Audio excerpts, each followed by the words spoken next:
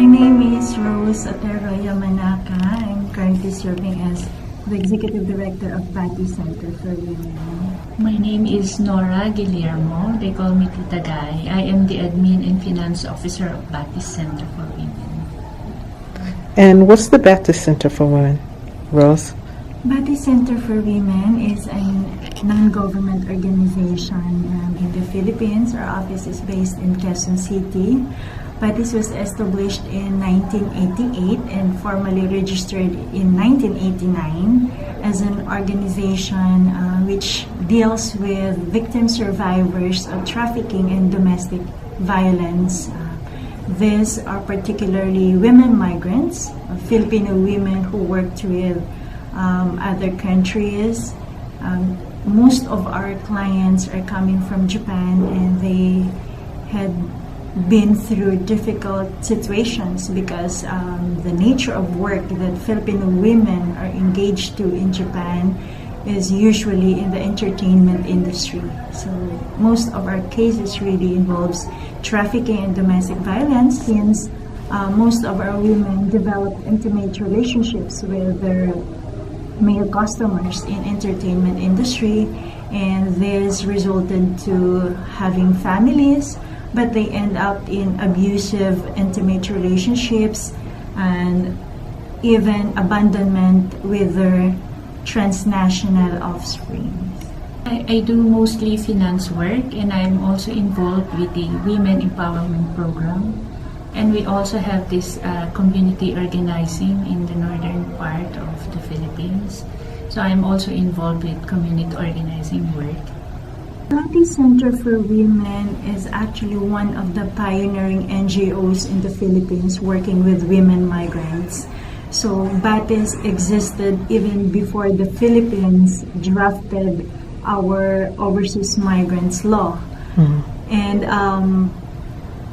initially, Batis was really concerned to those women victim survivors of trafficking in Japan. So really labeling it as trafficking even before the Philippines came up with the trafficking law.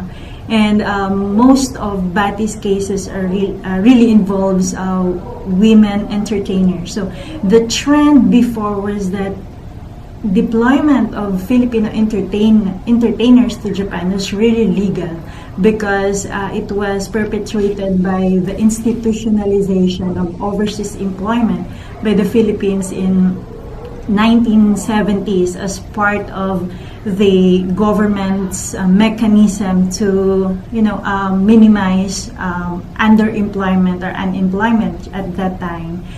And then moving on, there were strategic actions also in addressing trafficking. So the Philippines came with anti-trafficking law already, and also the Japan government came up with their action protocol to combat human trafficking. So if before the trend was legal deployment of Filipino entertainers to Japan, since 2005 when both Japan and the Philippines were placed in the Tier 2 watch list of the U.S. trafficking report, where mechanisms were strengthened and there were restriction measures already when it comes to the entry of Filipino entertainers to Japan. Since then, the trend now is the emergence of what they call the so-called marriage of convenience, or the arranged marriage between a Filipino potential entertainer with a Japanese national. So part of the restriction measure is the strict issuance of the entertainer visa. So because of that, there's alternative route now of getting spouse visa just to bring entertainer to Japan, but still they end up in trafficking situations, working as entertainers with difficult working conditions. And it's emerging until since 2007 we've been receiving cases. Only a handful of them are still on entertainer visa, but majority is really spouse visa, and that is the challenge in the Philippine context, particularly because we don't have a divorce law. And Yes. oh, you're surprised.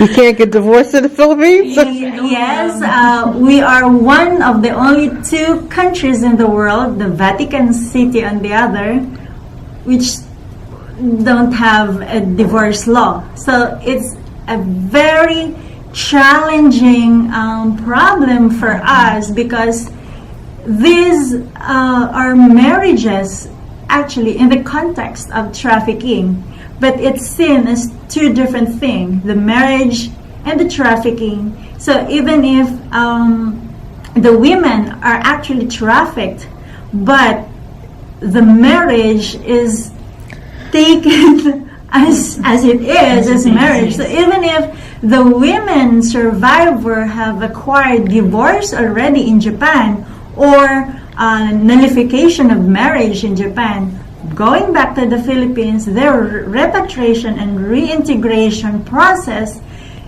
is really difficult, because it's not easy that they could just, go back to their old self, to their civil status of being single again or divorced. But they have to go through the judicial process of recognizing that foreign judgment in the Philippines. And that is a tedious and costly process, because we don't have a divorce law. It's not automatic. It's not like an administrative process only that you're divorced in the foreign country and then, hey, register in the local civil register and then stamp it, like accepted. No, it's not that process. But it has to be processed through the family courts. We have this project with the UMW. We were able to send 14 girls. They came from the typhoon. They were survivors of Typhoon Haiyan, and then the UMW project. They were able to go to have this scholarship assistance. So they were able to finish their 2 years industrial course, and now they are working as full-time in the companies in Pampanga. So now they are very smart, and they are very thankful to Batis and to UMW for giving them another chance in their life.